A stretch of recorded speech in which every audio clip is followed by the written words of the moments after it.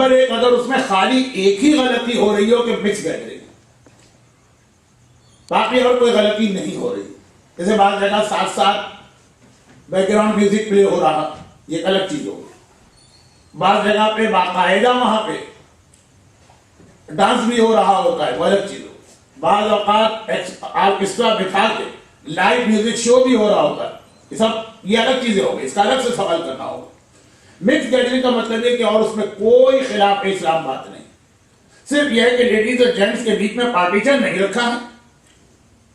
تو اس صورت میں ارینج کرنا اس کو وہ تو پھر بھی حرام رہ سکتا، اٹینڈ کرنا جائز ہے بشرط یہ کہ عورت خود اپنے پورے حجاب میں. اور یہ انہوں نے جو سوال کیا ہے، ان کا سوال یہ بتا رہا ہے کہ ان کو مسئلہ معلوم ہے، صرف یہ کنفرم کرانا چاہ رہی ہیں. عورت اپنے پورے حجاب میں، فل حجاب کا مطلب خالی سر پہ ایک اسکارف پہننا نہیں. فل حجاب کا مطلب یہ ہے کہ اگر اس نے اپنا فیس کھلا رکھا تو فیس پر کسی قسم کا میک اپ نہیں ہونا چاہیے. زینت،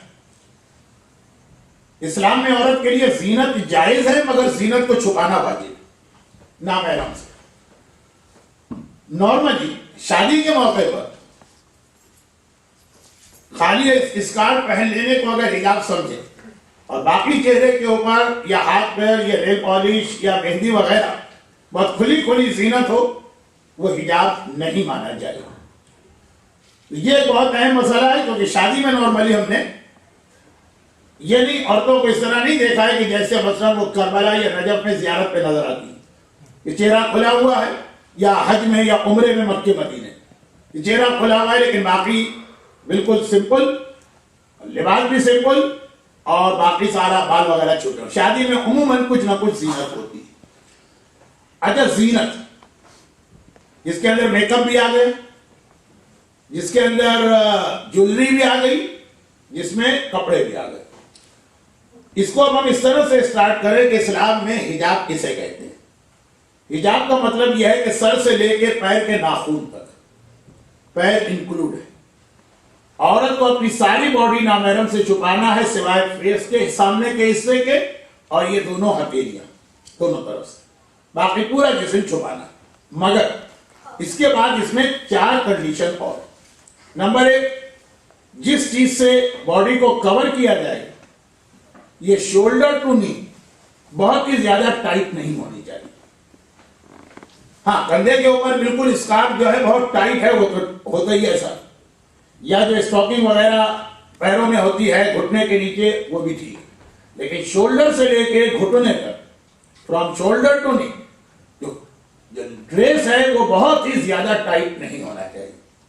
نمبر 2، حجاب کا مطلب ہے کور، تو اتنا پتلا اور باریک نہیں ہونا چاہیے، سی تھرو ٹائپ کا نہیں ہونا چاہیے، بہت ہی زیادہ ٹرانسپیرنٹ نہیں ہونا چاہیے کہ اس کو پہنا ہوا ہے اور پھر بھی اندر سے کھال یا پارٹ آف دا باڈی نظر آ رہا. اسکارف بہت ہی اگر پتلا ہے کہ ہے لیکن بال نظر آ رہے ہیں. جو اسٹاکنگ پیروں میں پہنی جاتی ہے ایسی ہے کہ اندر سے اسکن نظر آ رہی ہے. یہ سیکنڈ کنڈیشن ہوگی. فرسٹ کنڈیشن بہت ٹائٹ نہ ہو، لیکن ٹائٹ کا استعمال ہوتا ہے شولڈر سے لے کے نی تک. نمبر 2، بہت باریک نہ ہو. باریک کا مطلب سر کے بال سے لے کے پیر تک چلتا ہے مثلا. نمبر 3، خود وہ چیز جس کے ذریعے سے ہم حجاب کر رہے ہیں وہ خود بہت اٹریکٹیو اور اپیلنگ نہ ہو.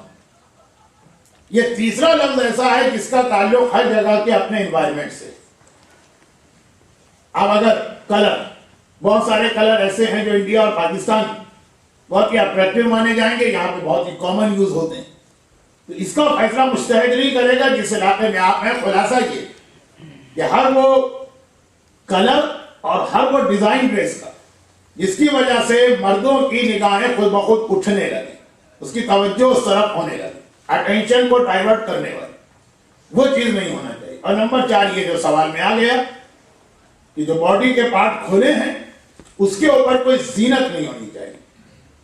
فیس اور ہاتھ کھولنے کی اجازت دی ہے، چنانچہ نیل پالش، مہندی، کسی قسم کی makeup including coloured contact lens, کیونکہ آنکھ کھلی ہوتی ہے چہرے کا حصہ، چہرہ کھول سکتے ہیں, کان بھی کھول سکتے ہیں, لیکن اگر کلرڈ کانٹیکٹ لینس ہے, وہ والے کلرڈ جو آدمی کو کی توجہ اپنی جانب کھینچتے ہیں, وہ بھی نہیں ہونا چاہیے, ورنہ وہ حرام نہیں ہے, ورنہ آنکھ چھپانا پڑے گی.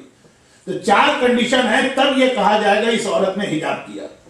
تو اب سوال ان کا بنا, مکس گیدرنگ میں ہم حجاب کر کے چلے جائیں تو جائز؟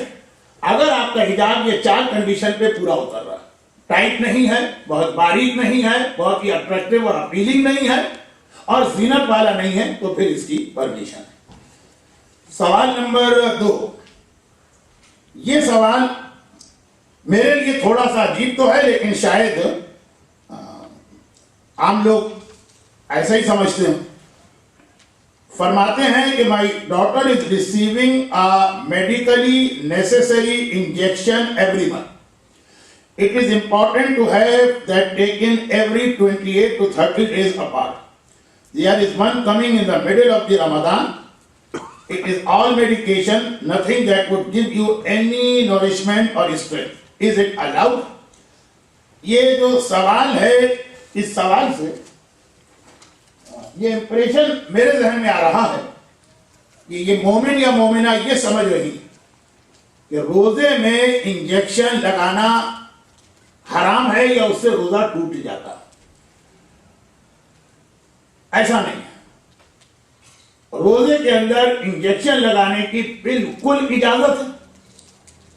انہوں نے بار بار لکھا کہ میڈیکلی امپورٹنٹ, نہیں, میڈیکلی امپورٹنٹ بھی نہ ہو, ضرورت نہ ہو, اس کو اوائڈ کیا جا سکے, تب بھی انجیکشن جو ہے جس میں کوئی چیز انجیکٹ ہو رہی باڈی کے دیگر پارٹ سے, حلق کے ذریعے, تھروٹ کے ذریعے چیز نہیں جا رہی, وہ روزے کو انویلڈ نہیں کرتی, چاہے اس کا کوئی سبسٹیٹیوٹ بھی موجود ہو.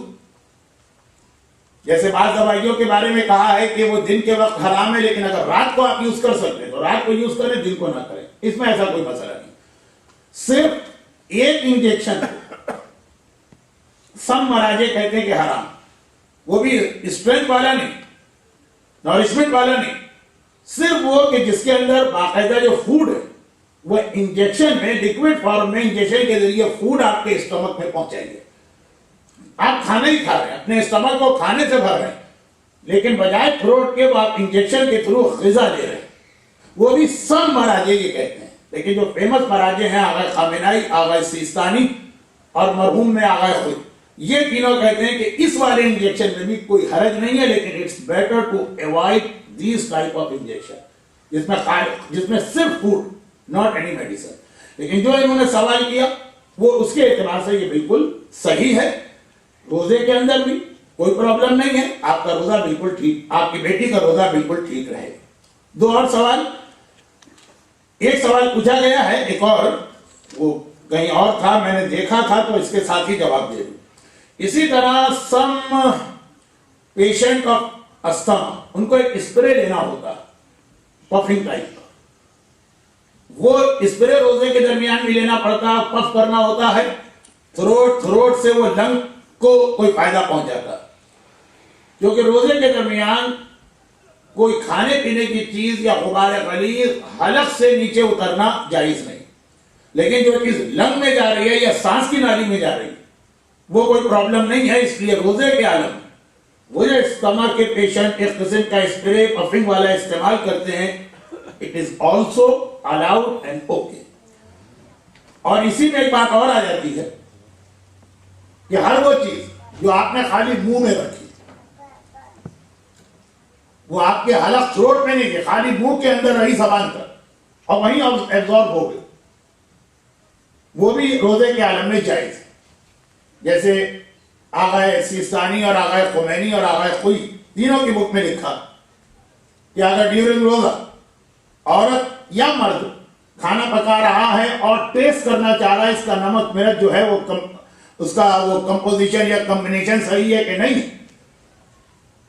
تھروٹ سے نیچے نہیں رہا, تھوڑا سا اس نے لے کے زبان پہ رکھ کے خالی ٹیسٹ چکھا, اٹس آلسو الاؤڈ. بچے کو کھانا کھلانے کے لیے یہاں تو کبھی کوئی نہیں ایسا کرے گا, کچھ ہائیجینک چیزوں کا یہاں کچھ زیادہ ہی لوگوں کو اوور کوشش ہے, لیکن انڈیا پاکستان میں بچے کو کھانا کھلا رہے ہیں تو ذرا نرم کرنے کے لیے روٹی لے کے منہ میں دبائی, بہت نرم ہو گئے, پھر بچے کو دے. تو بچے کا تو خیر روزہ نہیں ہے, لیکن ہمارا روزہ بھی ٹھیک رہے گا. لیکن یہ والی کا ایگزامپل پیش نہیں آتی. اس کے ذریعے میں کہاں لے جا رہا ہوں؟ میڈیکل کی بات آئی تو میڈیکل کا تیسرا اور آخری مسئلہ, انجائنا کے کچھ پیشنٹ ایسے ہوتے ہیں اور کچھ ہارٹ اٹیک کے اندر بھی جو پری اٹیک کے قسم کا پریکاشن لیا جاتا ہے. کوئی ٹیبلٹ ہوتی ہے جو زبان کے نیچے رکھی جاتی ہے, حلق سے نیچے نہیں جاتی ہے, وہ زبان کے نیچے رکھتے ہیں, ایبزارب ہو کے وہ ٹیبلٹ جو ہے وہ باڈی میں پہنچتی ہے. روزے کے عالم میں اس کی بھی اجازت ہے, کیونکہ اس لیے نہیں کہ یہ ضروری ہے یا لائف تھریٹنگ مسئلہ ہے, نہیں, نارمل حالت میں بھی جائز ہے. کیوں؟ روزے کا مسئلہ اسٹارٹ ہوتا ہے تھروٹ سے, بیفور تھروٹ منہ کی کیویٹی میں جو چیز رہے گی وہیں پہ ایبزارب ہو جائے, چاہے وہ ایبزارب ہو کے باڈی کے اندر ہی جائے, لیکن تھروٹ کے راستے سے نہیں جا رہی, وہ آل رائٹ اور اوکے. تو انجیکشن از آل رائٹ, استما پیشنٹ کا پفنگ اسپرے از آل رائٹ, انجائنا پیشنٹ جو خاص ٹیبلٹ اپنی زبان کے نیچے رکھتے ہیں اٹیک کو روکنے کے لیے, وہ بھی آل رائٹ. دیکھیے اب سوال ایسے ہوتے ہیں کہ ایک سوال سنیں گے آپ کے ذہن میں 5 سوال اور آئیں گے, اور صحیح معنوں میں کوئسچن آنسر سیشن کا بینیفٹ ہوتا جب فلور بھی برابر میں انوالو ہو. لیکن لاسٹ تھرسڈے کو ہم ٹرائی کر سکتے ہیں, آج نہیں, کیونکہ آج آلریڈی سوالات بہت آ چکے ہیں. اب یہاں پہ ایک سوال یہ آیا ہے کہ جو سوال جنہوں نے پوچھا انہیں کوئی اعتراض نہیں ہے, وہ صرف معلومات کے لیے ایک چیز پوچھنا چاہتے ہیں. ان کا سوال یہ ہے, اچھا اس سے پہلے ایک بہت ہی چھوٹا سا سوال ہے, دوائیوں میں جیلیٹین ہو تو کیا حکم ہے؟ تو اس کا جواب یہاں سے شروع ہوگا کہ جیلیٹین کا ایک ہی حکم ہے, چاہے وہ دوائی کی جیلیٹین ہو, چاہے وہ چنگم میں ہو, چاہے وہ چاکلیٹ میں ہو, چاہے وہ دوسرے فوڈ آئٹم میں ہو. جیلیٹین اگر جائز ہے تو سب جگہ جائز ہے, اور جیلیٹین اگر حرام ہے تو سب جگہ حرام.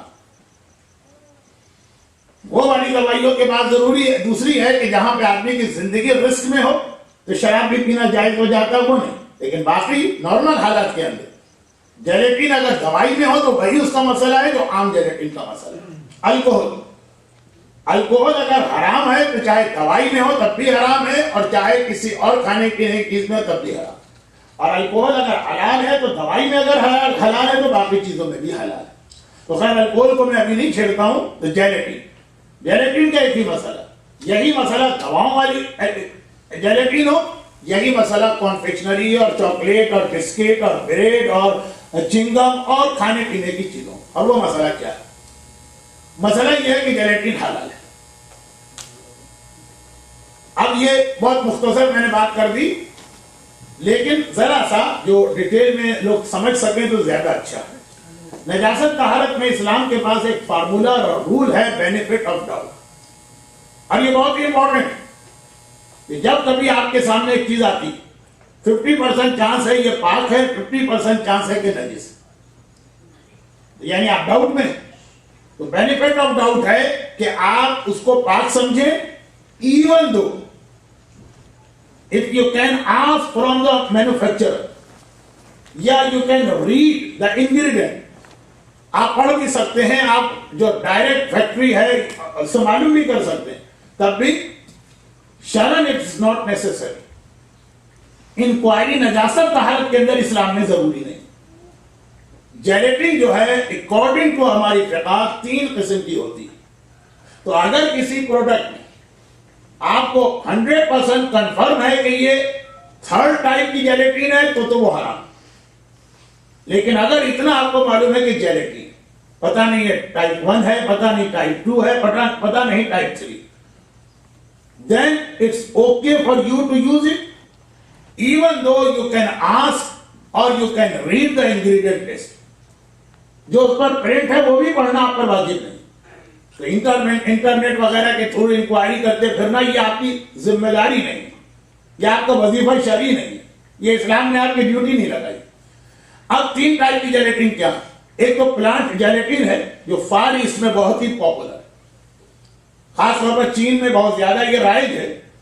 جیلیٹین بناتے ہیں وہ لوگ مختلف پودوں سے, سبزیوں سے یا پلانٹ سے.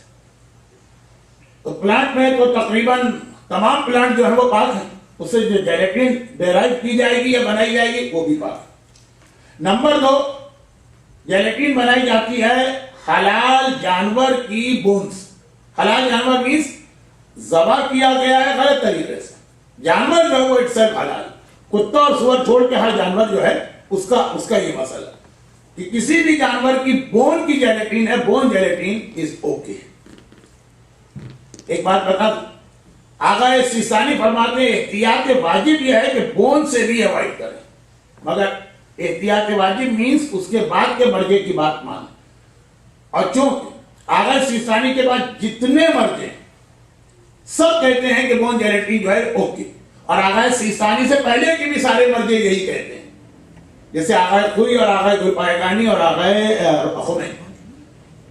تو یہ جو آقا خوئی اور آقا خمینی سے آج تک کا ٹائم پیریڈ ہے، اس میں صرف اونلی ایک آقا سیستانی گزرے، انہوں نے بھی فتویٰ نہیں دیتا احتیاط واجب. احتیاط واجب مینس آپ کو ایک آپشن دے دیا دوسرے مرجے کی بات مانو.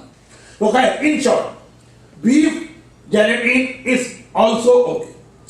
اور تیسرا بنا جانور کے گوشت یا چربی وغیرہ سے اگر کوئی جیلیٹین بنائی جائے تو وہ حرام ہے، انلیس یہ کہ جانور slaughtered according to the Islamic rule, وہ مسلمان ملکوں میں ہو.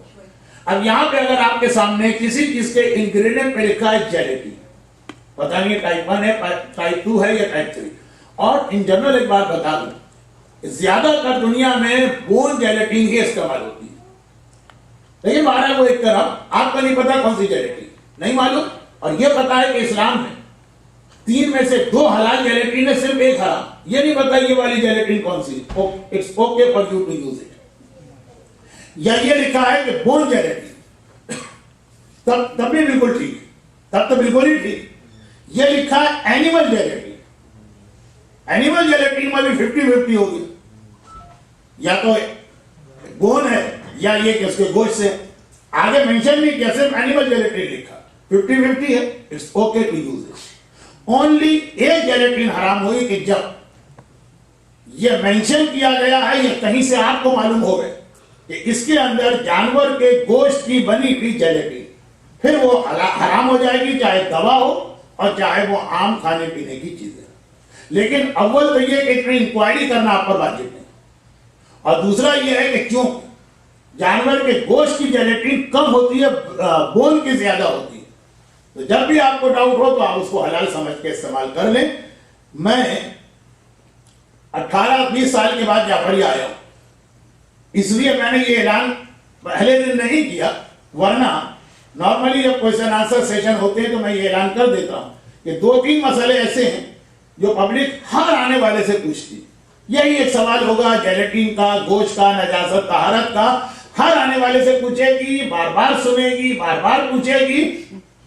ہو سکتا ہے ان کی نیت بہت اچھی ہو سکتا ہے یہ ہو کہ کوئی ایک تو حلال کہہ ہی دے گا جو بھی نیت ہو. تو میں عموماً کہتا ہوں یہ سوال جو بہت زیادہ کامن سوال پوچھے جاتے ہیں اس کا جواب میں نہیں دوں گا یا بالکل آخر میں دوں گا. لیکن چونکہ یہ میرا کافی سالوں کے بعد پہلا سیشن ہے تو ابھی میں نے کوئی ریسٹرکشن نہیں لگائی.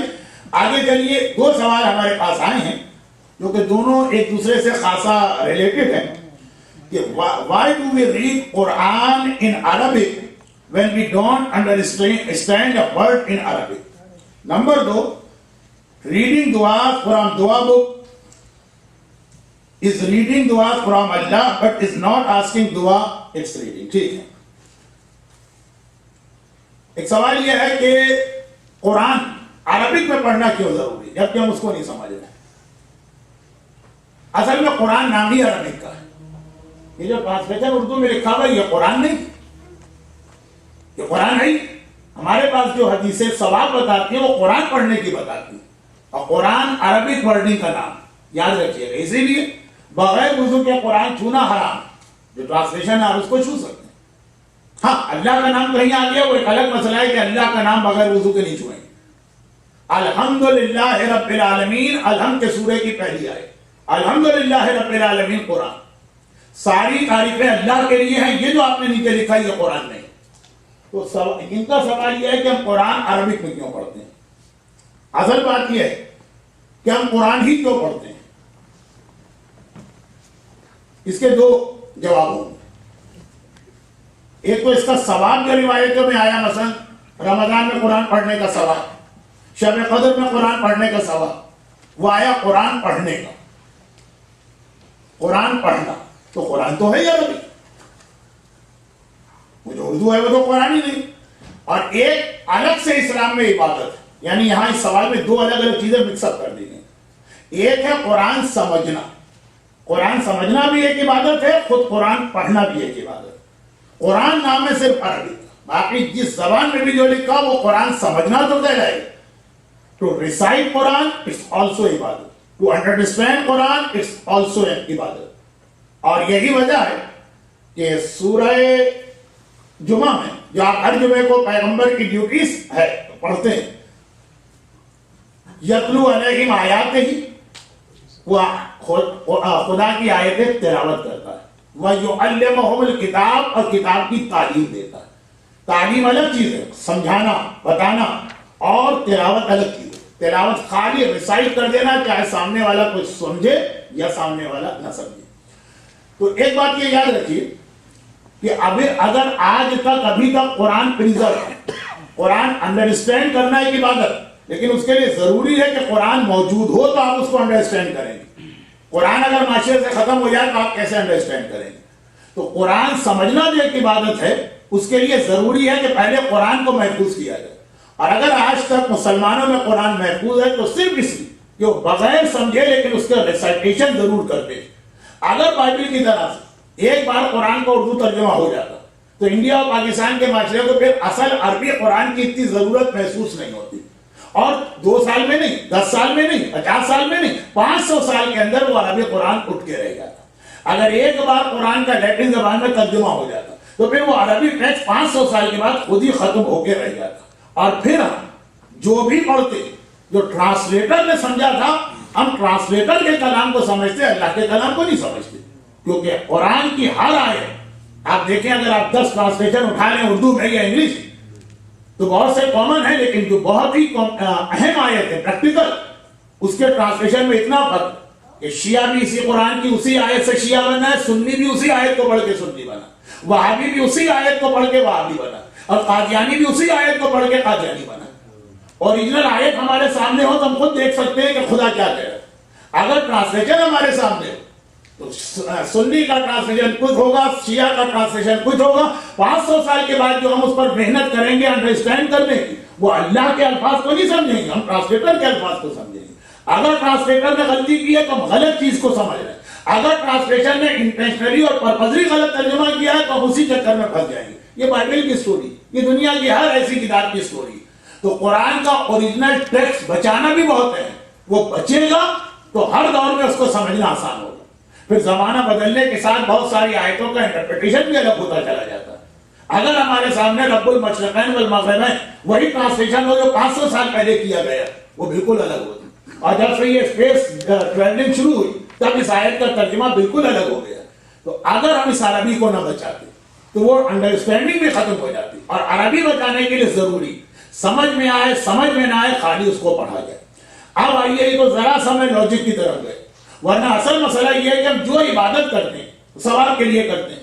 روایتوں میں قرآن کو سمجھنے سے زیادہ قرآن کی تلاوت کا ثواب بتایا گیا. اور تلاوت کہتے ہیں خود عربی الفاظ کو, اردو الفاظ اللہ نے نازل نہیں کی قرآن کی جگہ میں, جو اللہ نے بھیجا, جو اللہ کی کتاب, اللہ نے مثلا الحمدللہ بھیجا ہے, ساری تعریفیں اللہ کی ہے, یہ نہیں بھیجا. وہ جو ثواب روایتوں میں آیا ہے وہ اصل عربی ورڈ کا ہے, چاہے سمجھ میں آئے چاہے سمجھ میں نہ آئے. اور ان کا دوسرا سوال یہ تھا کہ ہم دعا پڑھتے ہیں, ہم کو پتہ ہی نہیں کیا لکھا ہے. کسی نے بتا دیا کہ اگر بیماری ہے تو دعائے مجنون پڑھو, بیمار ٹھیک ہوتا ہے. پوری دعائے مجنون پڑھ جاتا ہے, ہم کو پتہ نہیں اس میں کیا موجود ہے. یا کسی نے کہا روزی چاہیے تو فلاں دعا پڑھو, دعا ہم نے پڑھ لی, ہم کو پتہ ہی نہیں ہم اللہ سے کیا مانگ رہے, وہ پڑھتے چلے جا رہے. اس کا بھی وہی جواب ہے کہ آپ کو اس کی ڈیٹیل پتا ہو کہ نہ پتا ہو. آپ نے یہ دعائیں مجنون کیوں پڑھی؟ بیماری کے لیے, آپ کا بیمار ٹھیک ہو جائے. اب آپ کو پتا ہو کہ نہ پتا ہو تو فلاں پین کلر کے اندر کیا کیا چیزیں شامل ہیں, اور آپ نیت کریں کہ میں اس کو پین دور کرنے کے لیے کھا رہا ہوں, تو نیت کریں, جیسے ہی آپ کھائیں گے اس کے اپنے اثرات ہوں گے. تو دعا کے اپنے اثرات ہیں, چاہے آپ کو اس کا ترجمہ پتا ہو کہ نہ پتا ہو, آپ کو اس کے میننگ پتا ہو کہ نہ پتا ہو. اتنا آپ کو پتا ہے کہ روزی کی دعا ہے, آپ پڑھ لیجئے, انشاءاللہ آپ کو روزی مل جائے گی. باقی اس کی تفسیر بہت ہو سکتی ہے, لیکن میں دیکھ رہا ہوں کہ بہت تیزی سے ٹائم گزر رہا ہے. اب سوال اتنے سارے ہیں. سوال یہ کہ ڈیورنگ حج men and women are together, then why for نماز we have a position at our masjid. اچھا یہ دو تین الگ الگ چیزوں کو انہوں نے مکس اپ کر دیا. ڈیورنگ حج men and women are together. یہ کس پوزیشن کی آپ بات کریں, طواف کی یا نماز کی؟ اگر طواف کی بات کر رہی ہے تو میں یہ بتا دوں کہ طواف کے اندر نہ صرف یہ کہ ایک مسئلہ ہے, بلکہ سعودی حکومت اس مسئلے کو دوبارہ واپس بھی لانا چاہ رہی. بہت سارے مسلمان مجتہدین کے پاس حج میں بھی عورت اور مرد کو الگ ہونا, جیسے حج اور عمرے دونوں میں اگر آپ مدینے کی مسجد میں جائیں اور رسول خدا کا روضہ, وہاں پہ مرد الگ عورتیں الگ, دونوں کے ٹائمنگ بھی الگ ہے. اور یہ ہے کہ جب مرد وہاں جاتے ہیں تو عورتوں کو نہیں جانے دیتے ہیں. عورتوں کو اب تک یعنی تقریباً 60-70 سال پہلے حج میں یہ تھا کہ مرد دن کو طواف کرتے تھے, لیڈیز رات کے وقت جاتی تھی. اور پچھلے 4-5 سال سے اس میں خاصا کام ہو رہا کہ دوبارہ یہ سسٹم واپس لایا جائے. کیوں؟ بقول کچھ مجتہدین اور علماء کہ حج میں بھی اس طرح سے اجازت نہیں اور الگ الگ ہونا. لیکن خیر وہ تو ہو گئی یہی بات کہ آپ صرف 50-60 سال کے حج کو دیکھ کر اگر یہ سمجھیں کہ ہمیشہ سے ایسا حج ہوتا آ رہا ہے تو یہ غلط. پہلے حج ایسا نہیں تھا. جیسے جنت البقیع میں آج کل ہم لوگ جاتے ہیں, آپ کو پتا ہے پچھلے 2 سال سے بقیع میں بڑی سختیاں ہو گئی اور اتنے زیادہ وہ لوگ پابندی لگاتے ہیں. تو اس میں ایک آرگومنٹ وہ ہر سال ہوتا ہے, اور وہ یہ کہ وہ ایک جملہ کہتے ہیں جو بقیع میں گورنمنٹ کی طرف سے اپوائنٹڈ ان کے علماء کھڑے ہوتے ہیں.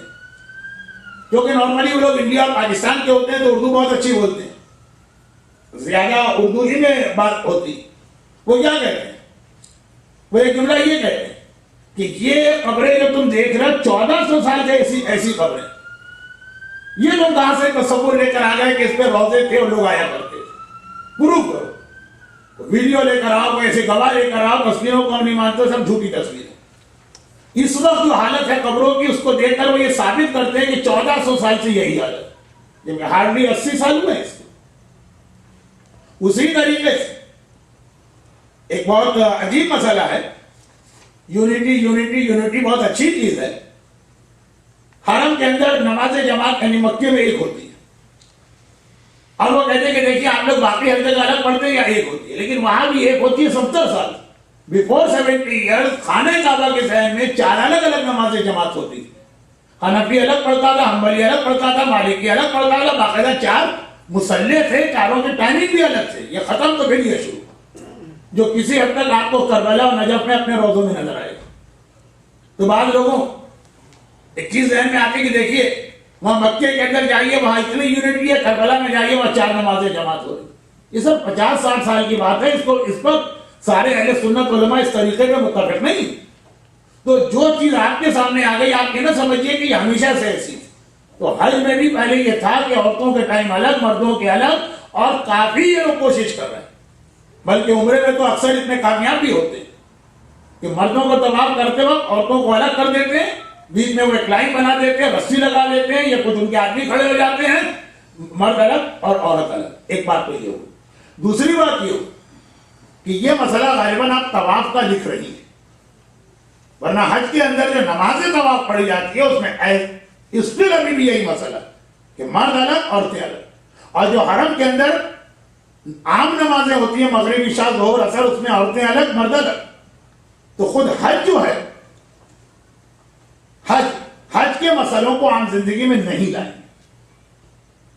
ایک ہی شرط میں لانے کو تیار, گرچہ مجھے تو کوئی اتھارٹی نہیں ہے, لیکن پوچھا آپ نے تو میں کہہ رہا کہ صرف عورت اور مرد کے ساتھ مکس گیدرنگ کو ہی نہ لائیے, پھر ہر چیز کو لائیے. کل سے پابندی لگا دیں کہ ہر مرد حج والا لباس پہنے گا, ایک لنگوٹی اور ایک چادر, اور اس کے علاوہ کچھ نہیں پہنے گا. جب حج میں وہ پہنتا تو یہاں کیوں نہیں پہن رہا؟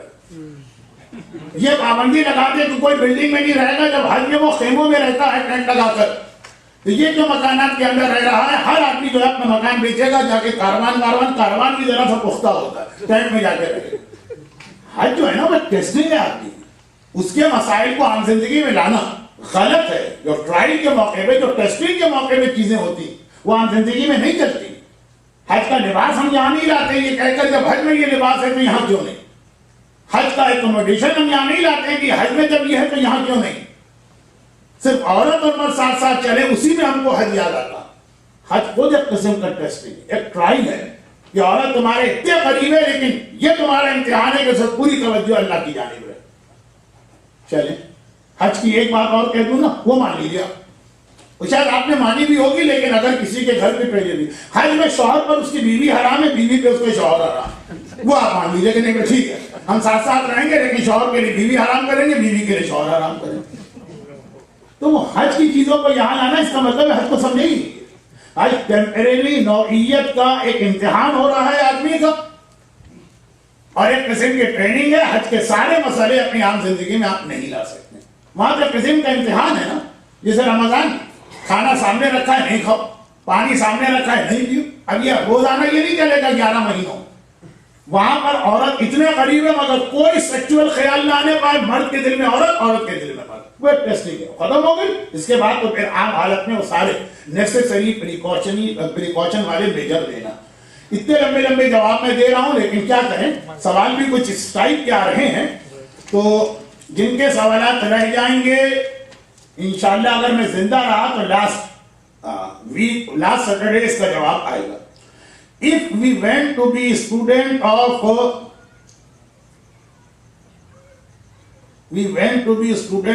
Hazrat Khizr, what we should do? میں نہیں سمجھا. اچھا شاید یہ وہ حضرت موسیٰ کے واقعے کا ذکر کر رہے ہیں کہ حضرت موسیٰ جو تھے ان کو حکم ہوا کہ حضرت خضر کے پاس جاؤ. سیریس سوال ہے کہ ذرا سا جوک کا اسٹائل ہے یا یہ کہ میں نہیں سمجھ پا رہا ہوں. ایک آدمی ہونا چاہیے جو ذرا مجھے اردو سمجھے، انگلش سمجھا دے. قائم مرتضیٰ صاحب، یہ حضرت خضر ہی کی بات کی گئی ہے کہ جو ہے خضر. اور دوسرا کون ہے؟ حضرت الیاس، عالم الہی. یہ دو تین سوال کسی بچے کے ہیں تو اچھے سوال ہوں گے، آپ قریب بیٹھیے. اچھا نہیں میں صحیح سمجھا تھا لیکن ایسا سوال تھا کہ میں خود شک میں پڑ گیا. حضرت خضر کا اسٹوڈنٹ بننا ہے تو ہم کیا کریں؟ غالباً یہ ہے کہ سورہ کہف میں یہ واقعہ ہے کہ موسیٰ کو بھیجا گیا کہ خضر کے اسٹوڈنٹ بنو، تو اس لیے ان کے دل میں یہ سوال پیدا ہو رہا. تو اس کا ایک جواب وہ یہ ہے کہ قرآن میں حضرت ابراہیم کی شریعت کی بہت تعریف کی گئی اور شریعت موسیٰ کا تذکر آیا، شریعت داؤد کا ذکر آیا. اب اگر کوئی کہے کہ دیکھیے قرآن میں اتنا ان کی امپورٹنس اور بتائی گئی اور ایمفیسائز کیا گیا، ہم اس شریعت پہ عمل کرنا چاہتے ہیں، تو جواب ہوگا کہ رسول خدا کی شریعت کے آنے کے بعد ابراہیم اور موسیٰ اور عیسیٰ سب کی شریعتیں کینسل ہو گئی. اچھی لگے تب بھی، بری لگے تب بھی. بری تو یقیناً لگے گی. موسیٰ کی شریعت میں 50 نمازیں تھیں، ہمارے یہاں 5 نمازیں، تو 5 کو چھوڑ کے کون 50 کی طرف جائے گا؟ مشکل لگے، چاہے کوئی مسئلہ اچھا بھی لگے. جیسے مارٹن روڈ میں، اچھا مارٹن روڈ شاید آپ میں سے ہر ایک نہ سمجھے، وہاں میری بہت تلخ بحث ہو گئی کہ جی وہ حضرت موسیٰ کی کتاب میں لکھا جیسے ہی عورت گھر سے باہر نکلے پکڑو اس کو گنجا کرو اور پورے محلے میں گھماؤ. مارٹن روڈ کی مسجد میں بورڈ لگا تھا کہ ساری ایسی عورتوں کو ہم گنجا کر کے گھمائیں گے. کافی بحث نہیں میری، لیکن کیا آپ نے نانسنس لکھ کے لگایا؟ کہا یہ تورات موسیٰ کے اندر ہے، وہ کتاب ارشاد القلوب کی روایت کھول کے دکھا. حضرت موسیٰ کی شریعت میں اگر یہ ہے نہیں تو حضرت موسیٰ کی شریعت کی جو چیز اس بچے کو بہت اچھی لگ رہی تھی، ینگسٹر کو ساری گنجی عورتیں گھومتی نظر آئیں، تو وہ بھی آپ عمل نہیں کریں گے. جو رسول خدا کے آنے کے بعد پرانی ساری شریعتیں کینسل ہو گئی.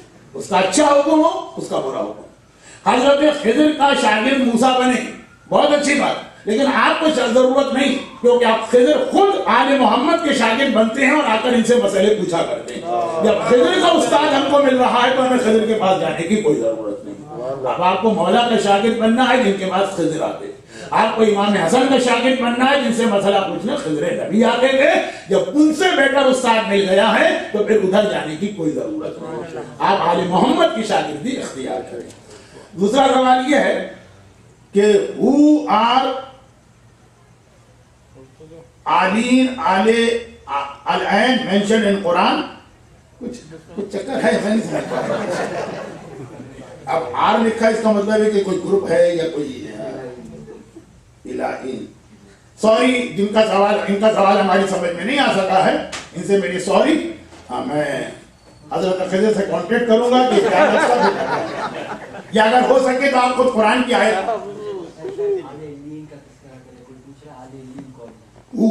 تو آلے ہند تو پلیس ہے،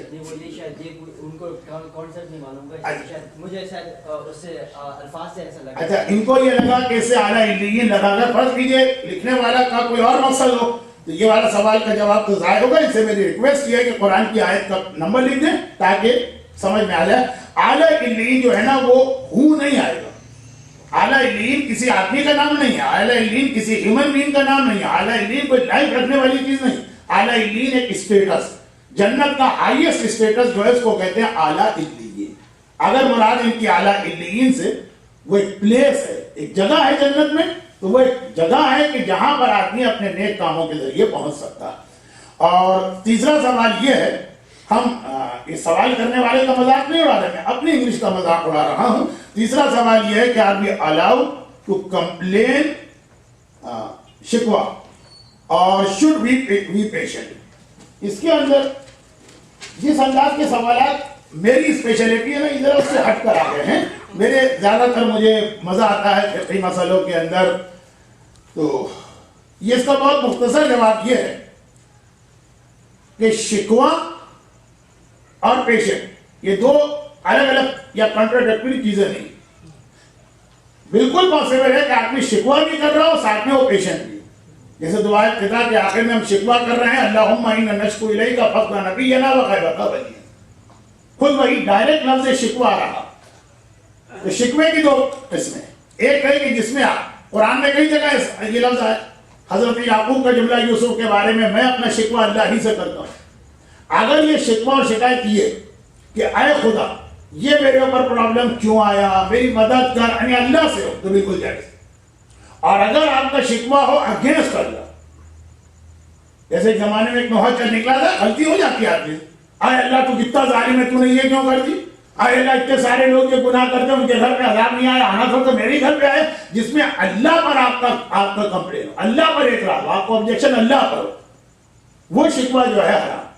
اور جس میں نہیں، آپ جو ہے وہ اللہ سے شکوہ کریں، یار خدا اتنا میرے اوپر مصیبت پڑی ہے مجھ سے برداشت نہیں ہو رہی، اللہ سے آپ کہہ رہے ہیں تو بالکل جائز ہے، اٹس ناٹ اگینسٹ پیشنٹ، یا عام آدمیوں سے بھی بات کریں، لیکن یہی کہتے ہو کہ پتہ نہیں اللہ کی کیا مسئلہ ہے کہ مجھ سے برداشت نہیں ہو رہا ہے، اس لیے میں آپ سے اپنی پرابلم بتانا چاہ رہا ہوں، تو یہ حرام نہیں۔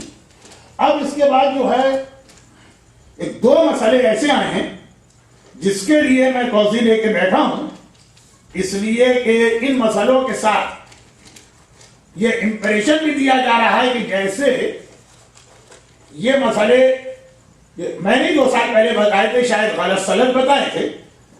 آغا سیستانی کی توضیح میرے پاس ہے جو میں عام طور پر کتاب ہاتھ میں نہیں لیتا ہوں، لیکن جب آغا سیستانی ہی کے ریفرنس سے 2-3 ایسے مسئلے بتائے گئے جو بعد میں آپ کے لیے پرابلم کریں گے۔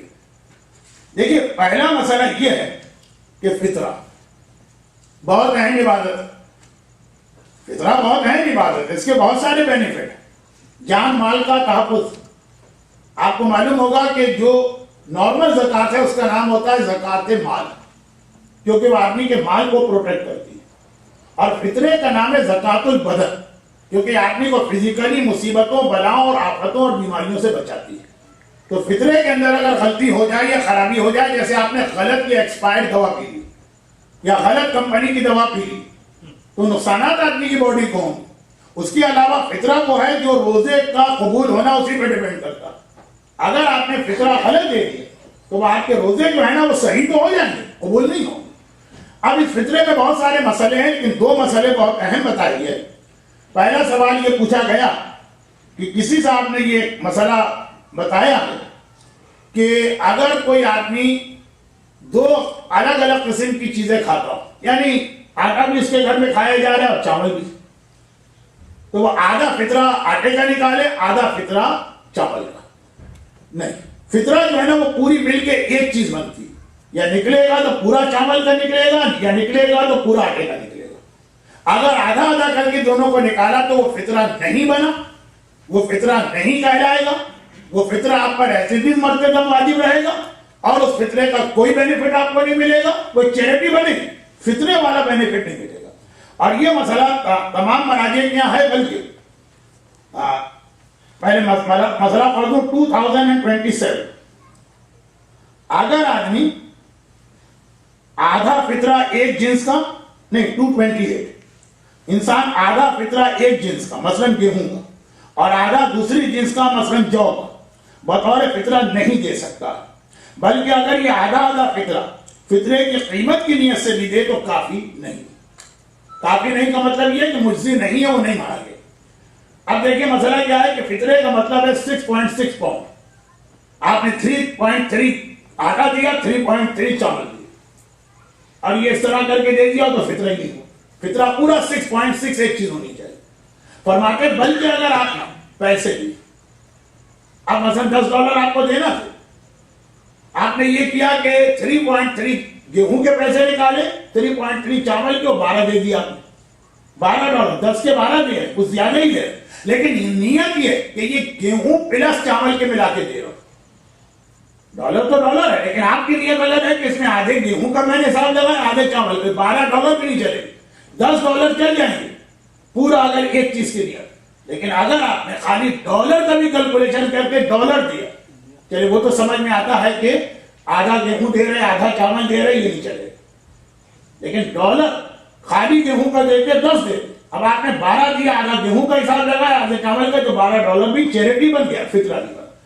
اچھا ایک بات تو یہ ہو. دوسری بات ایک سوال میں یہ پوچھی گئی ہے کہ میں نے 2 سال پہلے ایک مسئلہ بتایا تھا کہ فطرہ جو ہے نا پورا ایک ہوتا ہے اور بہت سے مراجع کہتے ہیں فطرہ توڑنے کی اجازت نہیں. آپ یہ نہیں کر سکتے کہ ایک فطرہ لے، فطرہ ایک لے گیہوں کا اور آدھا ایک غریب کو دے اور آدھا دوسرے کو دے، یا $10 ہے $5 ایک کو دے، 5 دوسرے کو. مجھے یاد ہے میں نے یہ مسئلہ بتایا تھا کہ موجودہ مراجع اس کی اجازت دیتے ہیں، لیکن چونکہ میجورٹی آف مراجع اس کو منع کرتے ہیں. تو سیف سائڈ یہ کہ بعد میں کوئی اگر دوسرا مرضی آ جائے، جیسے میں نے اس سال بھی جمعرات کے جمعے کو مسئلہ بتایا، تو فطرہ جو ہے کوئی لاکھوں کی رقم نہیں، $10 $20 $50. اس کو شک میں نہ ڈالیں، بالکل صحیح طریقے سے دیں کہ جو سارے مراجع کے یہاں صحیح. تو اس میں کسی نے اعتراض کیا کہ اول تو یہ مسئلہ آغا سیستانی کا نہیں. میں نے بھی کہا تھا نہیں، اس دفعہ بھی جو میں نے شروع رمضان میں ایک مسئلہ بتایا تھا، کہا تھا آغا سیستانی کا نہیں. لیکن انہوں نے پھر یہ آگے لکھا کہ آغا سیستانی تو فرماتے ہیں کہ یہ لکیر کے فقیر لوگ کون سی نونسنس باتیں کر رہے ہیں، ایسی کوئی چیز اسلام میں نہیں. یا تو آغا سیستانی کی تحریر دکھا دیا ہے، ورنہ یہ کتاب میں ان کا مسئلہ موجود ہے. فرماتے ہیں کہ مسئلہ نمبر 2026 اور 28 تھا 26 احتیاط مستحب ہے، یعنی ریکمینڈڈ یہ کہ ایک فقیر کو ایک فطرے سے کم نہ دیا جائے. اس کا مطلب کیا ہوا کہ واجب تو نہیں دے سکتے، لیکن ریکمینڈڈ یہ نہیں ہے کہ انڈیا پاکستان کی یا کوئی عالم کی اپنی طرف سے بنا کے نونسنس بات. ریکمینڈڈ آغا سیستانی کی یہاں بھی ہے کہ ایک فطرے سے کم نہ دیا جائے، فطرہ توڑا نہ جائے. تو خیر یہ تو سوال کسی نے پوچھا. اس میں 2 چھوٹی باتیں اور بتاؤں، اور 40 منٹ کا سیشن 55 منٹ ہو چکا ہے، پھر بھی 5 منٹ اور کر کے گھنٹہ پورا کروں گا. 2 چھوٹی باتیں اور سن لیجیے. پہلی بات تو یہ کہ میں نے جمعے کی تقریر میں بیمار آدمی جو کھانا پینا دیتا ہے اس کے لیے ایک بات کہی تھی کہ مالی واجبات کے اندر جتنا سیف سائٹ پر آپ جا سکیں، اگر ایسی سیف سائٹ پہ جانا چاہیں جس میں آپ کو بڑی زحمت ہو رہی، بہت تکلیف ہو رہی، تو ٹھیک ہے کہ بھائی جب ایک چیز میرے مرضے کے نزدیک واجب بھی نہیں ہے تو میں اتنی تکلیف کیوں اٹھاؤں. لیکن اگر کوئی اتنی زحمت اور تکلیف بھی نہیں ہو رہی آپ کو، آسانی کے ساتھ آپ سیف سائٹ پہ جا سکتے ہیں مالی واجبات میں. کیونکہ مالی واجبات یہ ہے کہ مرجع چینج ہونے سے مالی واجبات کے اندر یہ مسئلہ آ سکتا ہے کہ پاس والے بھی دوبارہ سے کریں، یہ مسئلہ آ سکتا ہے. تو اب اگر آغا سیستانی کے ہاں فطرے کو توڑنے کی بھی اجازت، توڑنے کا مطلب یہ کہ ایک فطرہ $10 ہے، آپ بجائے $10 دینے کی کسی کو 5 ایک کو دیں 5 دوسرے، یا 10 کا مطلب 10 کا ملٹیپل، آپ کے گھر میں 5 آدمی ہیں، آپ نے $10 کے حساب سے $50 فطرہ نکالا، یا تو کسی کا غریب کو دے، یا 25 نہ کریں، 30 اور 20 کر لیں۔ 20 کا مطلب 2 فطرے اس کو گئے، 30 کا مطلب 3 فطرے اس کو گئے۔ 25 کا مطلب ہوگا 2.5 ایک کو ملا، 2.5 ایک کو ملا، تو 2 فطرے صحیح ہیں، ہاف والا فطرہ اکارڈنگ کو آغا سیستانی صحیح ہے، میں نے کہا، لیکن اکارڈنگ ٹو میجورٹی آف مراجع یہ غلط ہے۔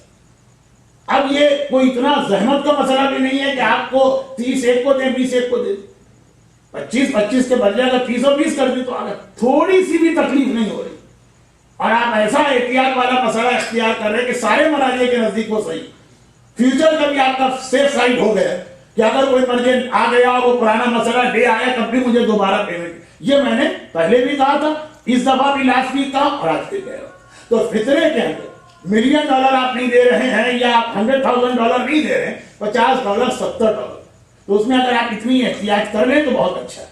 دوسری بات اور سن لیجیے، اور وہ یہ ہے کہ مالی واجبات میں آغا سیستانی نہیں، آغا کوئی نہیں، لیکن آغا خمینی کا فتویٰ اور بہت سارے مالی واجبات، اگر کوئی آدمی دوسرے کو غلط مسئلہ بتائے اور دوسرے آدمی نے اس پہ عمل کر دیا تو مسئلہ بتانے والے کو پیمنٹ اپنی جیب سے کرنا ہو۔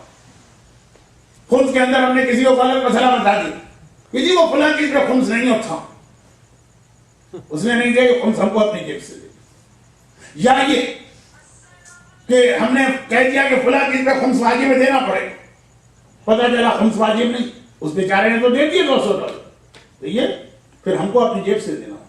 ہم نے بتا دیا فطرہ اس طریقے سے جائز ہے، مثلا ہم نے کہہ دیا، بطور مثال ہم نے کہہ دیا آدھا فطرہ چاول آدھا فطرہ گندم کا چل جائے، اس نے دے دی، بعد میں پتہ چلا کوئی مرجع بھی اجازت نہیں دے گا، تو جو اس میں $70 دیے وہ ہم کو اپنی جیب سے دینا۔ یہ آغا سیستانی یا آغا کوئی نہیں کہہ رہے، اور میں آغا سیستانی اور خود دونوں کی تقلید میں ہوں، اس لیے میرے کے لیے تو مسئلہ نہیں ہے، اس کا مطلب یہ نہیں کہ میں غلط مسئلے بتاتا ہوں، لیکن میں یہ کہہ رہا ہوں مالی واجبات میں مسئلہ بتانا بہت اہم بات ہے، اور فطرہ تو بہت ہی مشکل بات ہوگی، بعد میں پیمنٹ بھی ہم کو کرنا پڑ سکتا، بیچارے کے سارے روزے ہماری وجہ سے رکے ہوئے، اور بیچارے کے سارے بینیفٹ جو ہے وہ ہماری وجہ سے ضائع ہو رہے۔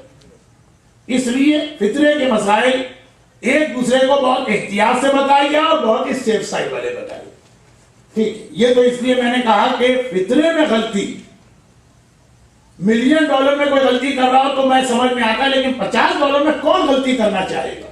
جیسے میں اکثر کہتا ہوں کہ مکان کا خمس واجب نہیں دے رہا کوئی آدمی، تو ذرا سمجھ میں آتا ہے کہ مکان کا خمس اتنا ہے کہ پیسے کی محبت، لیکن ایک سجدہ وہ نجف سے لے کر آیا، سال پر استعمال نہیں کی، جس کا خمس اس کو 10 پینی یا 10 سینٹ دے رہا، یہ اگر روک کے بیٹھا ہے کہ میں نہیں دوں گا تو یہ مال کی محبت میں نہیں ہے، یہ تو بیچارہ جو ہے وہ ناعلمی میں مارا جا رہا ہے، ورنہ 10 سینٹ 20 سینٹ 50 سینٹ تو اگر اتنا خمس ہو تو لوگ دے دیں، کفن کا خمس، سجدگاہ کا خمس، جائے نماز کا خمس، تسبیح کا خمس، یہ اتنی چھوٹی چھوٹی اماؤنٹ، اس کے اندر اگر لوگ خمس نہیں دے یا غلط دے تو زیادہ دے جاتا، لاکھوں والے میں اگر کوئی خمس نہ دے تو ذرا سمجھ میں آتی ہے بات۔ تو اسی طرح سے فطرے کو جو ہے نا بالکل سیف سائڈ پہ پہنچا دی، $40-50 ہے، کوئی بہت بڑی رقم نہیں ہے کہ کسی غریب کا بہت بھلا ہو جائے گا، اس کو آپ الگ سے خمس دیجئے یا اپنی طرف سے دیجئے، فطرہ جتنا سیف سائڈ پہ دے سکتے ہیں دے، جب ہم اس کے بینیفٹ دیکھتے ہیں تب بھی، اور جب اس کی اتنی نامنل مقدار ہے کہ اس کے اندر آپ پلے نہ کریں اور اس میں کوئی رسک نہ لیں۔ اب اسی سے ریلیٹڈ ایک آخری سوال آج کا، وہ یہ ہے کہ فلڈ فرماتے ہیں کہ کیا ہم خمس منی پاکستان کے فلڈ کے لیے دے سکتے ہیں، اور اگر دے سکتے ہیں تو مجھ سے کہا گیا کہ میں کسی ٹرسٹڈ آرگنائزیشن کا نام بتاؤں، تو اس کا جواب یہ ہے کہ خمس منی سوائے مرجع کی پرمیشن کے کسی آرگنائزیشن کو بھی نہیں دی جا سکتی ہے، اور کسی بھی مستحق کو اپنی مرضی سے نہیں دے سکتی۔ البتہ خمس منی کے 2 حصے ہوں، سادات کا پورشن اگر فلڈ کے اندر کوئی ایسے سید ہیں جو خمس کے کرائیٹیریا پہ پورے اترتے ہیں اور آپ ایسے مجتہد کی تقلید میں ہیں جو سید کا پورشن آپ کو دینے کی اجازت دیتے ہیں، بہت شارٹ کر دیں، آغا خوئی اور آغا سیستانی کہتے ہیں سید کا حصہ آپ خود اپنی مرضی سے دے سکتے ہیں، امام کا حصہ ان کو دینا۔ آغا خامنائی اور آغا خمینی فرماتے ہیں سید کا حصہ بھی مجتہد کو دینا اور امام کا حصہ بھی مجتہد کو دینا۔ تو اگر فلڈ کے اندر کچھ سید افیکٹڈ ہوئے جو خمس کے کرائیٹیریا پہ پورے ہوتا ہے تو آغا سیستانی والا سادات کا حصہ ان کو دے سکتا، امام کا حصہ اس وقت تک نہیں دے سکتا جب تک کہ اسے یہ کنفرم نہ ہو کہ آغا سیستانی کی پرمیشن اس آرگنائزیشن کو مل گئی۔ اور آغا خامنائی کی تقلید میں اگر تو سید یا امام دونوں کا حصہ فلڈ میں نہیں دے سکتے ہیں، لیکن میری پرسنل انفارمیشن یہ ہے کہ آغا خامنائی سہم امام کا 1/3 فلڈ میں دینے کی اجازت دے دی، سہم امام کا 1/3۔ آپ کے اگر فرض کیجیے $6,000 ہے تو $3,000 سہم امام بنے گا، 3 کا 1/3 $1,000 آپ دے سکتے ہیں۔ اور اگر سیستانی کی پرمیشن ابھی تک میری پرسنل انفارمیشن میں نہیں آئی، البتہ کافی حد تک میرا گیس ہے کہ وہاں سے بھی اجازت آ گئی ہوگی۔ اب مجھے نکالیے ایک طرف، مسئلہ وہی جا کے بیٹھا کہ جس آرگنائزیشن کو مرجع کی طرف سے اجازت مل گئی ہے اور آپ کو یہ کنفرم ہو جائے تبھی آپ اس کو خمس منی دیں گے، ورنہ خمس منی انہی کاموں کے لیے استعمال ہوتی ہے، لیکن وداؤٹ مرجع پرمیشن آپ نہیں دے سکتے۔ ٹرسٹڈ آرگنائزیشن کا مسئلہ یہ کہ بہت ساری اچھی آرگنائزیشن پاکستان میں کام کر رہی ہیں، کچھ ایسے ہیں کہ جو یہاں سے بھی فنڈز لے رہے ہیں، کالنگ والنگ کا سلسلہ بھی چل رہا، جس پر آپ کو بھروسہ ہو آپ دیجئے، اس میں ممبر سے کسی ایک کا نام لینا مناسب نہیں۔ ایک سوال یہ ہے کہ ہم نے یہ سنا ہے کہ فلوریڈا، بلکہ وہ مجھ سے کہہ رہے ہیں کہ آپ نے سنا ہوگا فلوریڈا ایک پاسٹر نے قرآن کے جلانے کا اعلان کیا ہے، ہماری اس میں کیا ذمہ داری؟ اس تمام چیزوں کے اندر جس ملک میں رہتے ہیں اس کے قوانین کے اندر رہتے رہتے جس طرح سے کہ آپ اپنا پروٹیسٹ ریکارڈ کرا سکتے ہیں وہ ریکارڈ کریں۔ آگے کسی قسم کی فزیکل ایکشن ابھی تک مراجع نے اس ملک کے اندر بلکہ کسی بھی ملک میں اجازت نہیں دی۔ اب اگر پہلے تو یہ ہے کہ جب اس قسم کی نیوز آئے تو پہلا مرحلہ ہوتا ہے اس کو کنفرم کریں۔ بہت ساری ایسی خبریں آ چکی ہیں جو بعد میں پتا چلا کہ وہ غلط ہے۔ انٹرنیٹ ہر ایک کے پاس ایک ای میل بنا کے صحیح غلط خبریں پھیلاتی جاتی ہیں۔ جب کنفرم بھی ہو جائے تو پھر موجودہ زمانے کے حالات کو دیکھتے ہوئے یہ جملہ ہے روایت کا کہ کبھی کوئی آدمی اچھائی کرنے جاتا ہے اس سے زیادہ نقصان پہنچا دیتا، کہ لابینگ کرنا ہے یا اپنے یہاں کے جو سینٹ کا ممبر ہے اس سے کانٹیکٹ کرنا یا ای میل کے ذریعے پروٹیسٹ کرنا، اسی حد تک آپ کو رہنا، اس سے زیادہ کوئی ذمہ داری نہیں ہے۔ اور چونکہ 65 منٹ غالباً ہمارا سیشن ہو گیا ہے، اس لیے میں اس کو یہیں پہ وائنڈ اپ کر رہا ہوں اس اعلان کے ساتھ کہ ابھی اسٹل میرے پاس بہت سارے سوال اس سیشن کے بھی ہیں، اور انشاءاللہ 2 ویک کے بعد جب دوسرا سیشن ہوگا تو اس دوران اور سوالات بھی آ جائیں گے۔ کوشش کروں گا کہ نیکسٹ سیشن میں سب کو کمپلیٹ کروں، اور میں بھی سوالات اگر بہت ہو گئے تو میں بھی جعفریہ کی انتظامیہ کی جو خواہش ہے اس پہ بھی ہم عمل کریں کہ جو 2 ابھی ویکینڈ بچتے ہیں دونوں ویکینڈ میں ہم 40-40 منٹ کا کوئسچن آنسر سیشن رکھ لیں، لیکن تھوڑا سا یہ اسٹائل مجھے سوٹ نہیں کرے گا، تو تھوڑے سوال فلور سے بھی ہم لیا کریں گے تاکہ فلور جاگتا رہے اور اپنے ساتھ مجھے بھی جگائے رکھے۔ اس قسم کی اسپیچ تو میں اپنے کمرے میں بیٹھ کر ایک ویڈیو کیمرہ رکھ کے بھی آرام سے کر سکتا ہوں۔ آپ جب یہاں بیٹھے تو آپ کا بھی ذرا سا پارٹیسپیشن ہونا چاہیے۔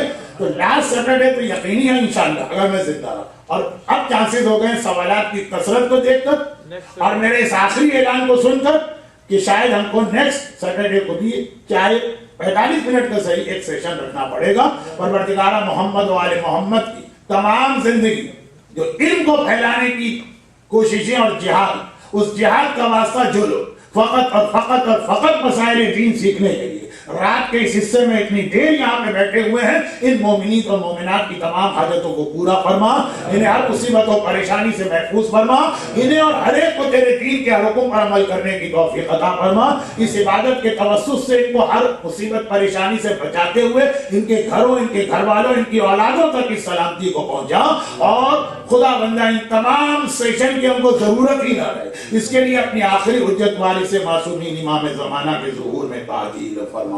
ربنا تقبل منا انک انت السمیع العلیم۔